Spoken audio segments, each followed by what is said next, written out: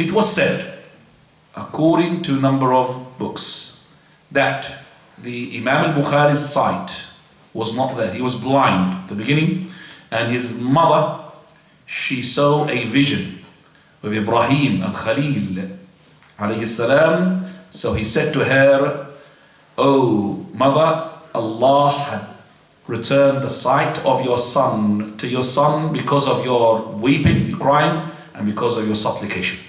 The weeping of the mother and the supplication of the mother resulted into the sight going back to Imam al-Bukhari. And by the way, we're going to see that the dua is a weapon that lots of people don't know about.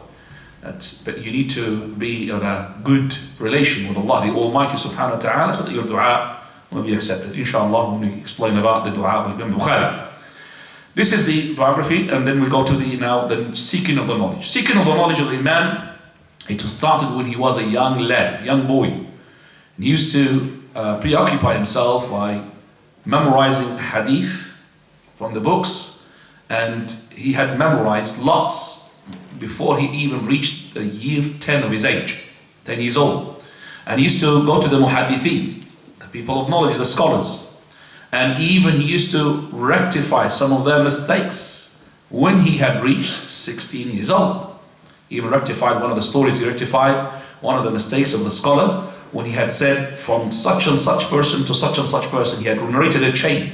So he said, that person does not narrate from that person. So he said to him, "Quiet, boy." Then the scholar, he went inside, and then he realized the mistake. He went out and he said, "Young boy, what do you say?" He said, "I say that this person narrates from that person, not from this person." He said, "You're correct." And he started even rectifying in his own booklet what the boy had said, which is the Imam al-Bukhari rahimahullah. Also, he had memorized the books of Abdullah ibn Mubarak, the great Imam, and the great Imam al-Waqi'. Also, he had learnt and met from the fiqh, and those who are the followers or the companions of Imam Abu Hanifa rahimahullah.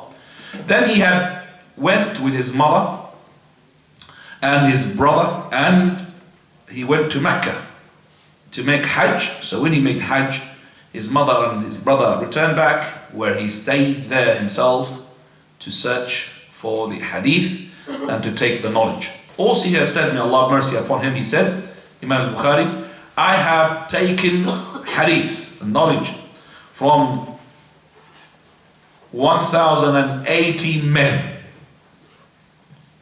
1,080 men. None of them is except he's a scholar in Hadith. And all of them, they used to say, Al-Iman qawlun wa amal yazidu wa yanqus." All of them used to say that Iman comprises saying and actions, and it does go up and down. It decreases and increases.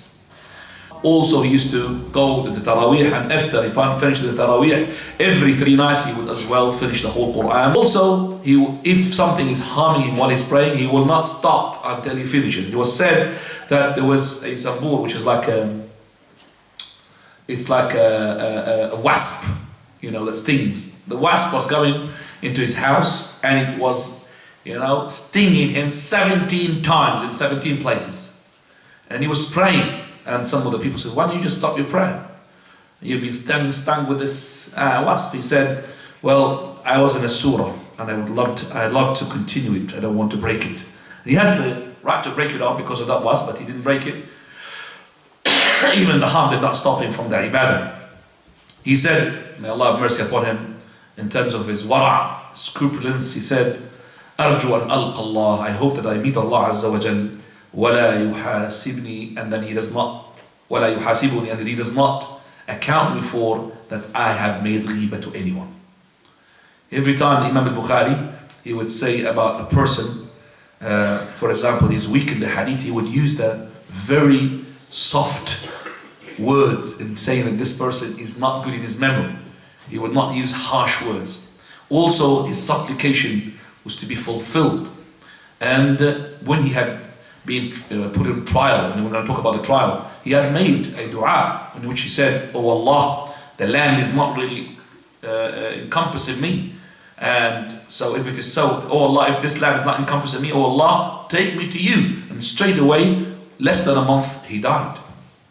So his supplication was to be fulfilled, and he was known for that. And he used to say something which I would like you as well to engrave it in your mind and your hearts. That is, ما ينبغي للمسلم أن يكون حال إذا دعا لم يستجب له. It is not fitting for the believer, for the Muslim, in a situation or a circumstance, in a status where if he calls and supplicates to Allah, his supplication is not fulfilled. Look at that.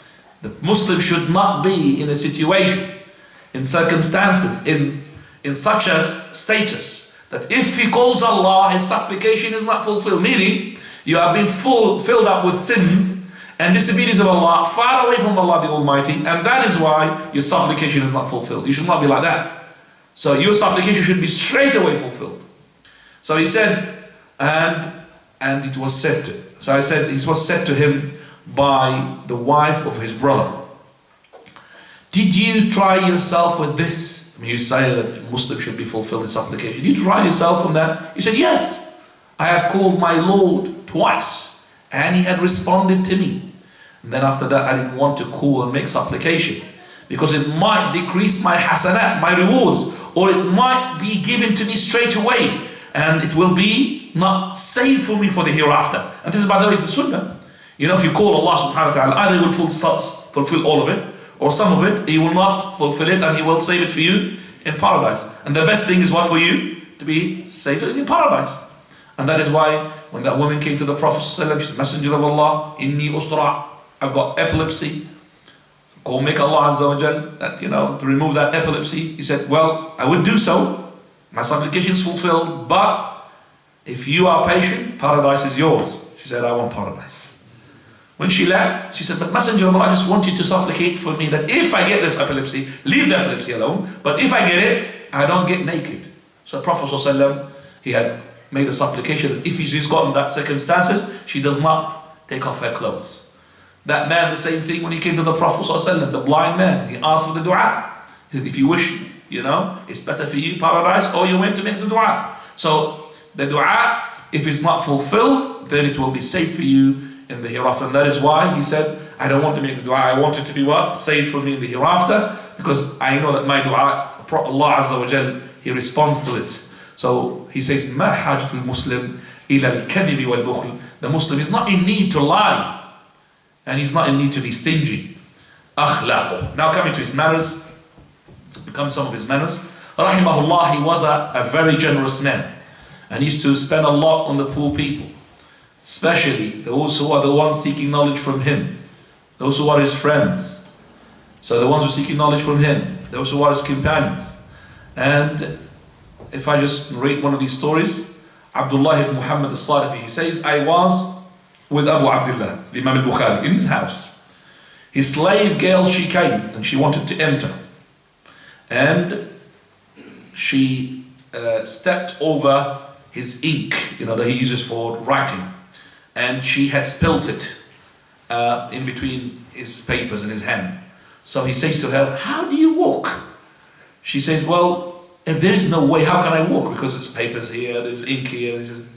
So he said, and he just did like this, you are free. You know, a person having something like this happen to him, he will not say, you are free, come here and I will give you. So it was said to him, Abu Abdullah, did she make you angry? The slave girl. He said, if she made me angry, I have made myself pleased with what I have done. So I please myself with what I've done. Imam Bukhari, rahimahullah, he died because of illness. And he died on the 30th of Ramadan, just on the night before the Eid al-Fitr, 256. That means he had lived for 62 years, almost, just about less than 13 days, maybe less. So 62 years. And all his life was full of knowledge, full of ibadah. May Allah give him the best of jaza. Rahimallahu al-Imam al-Bukhari.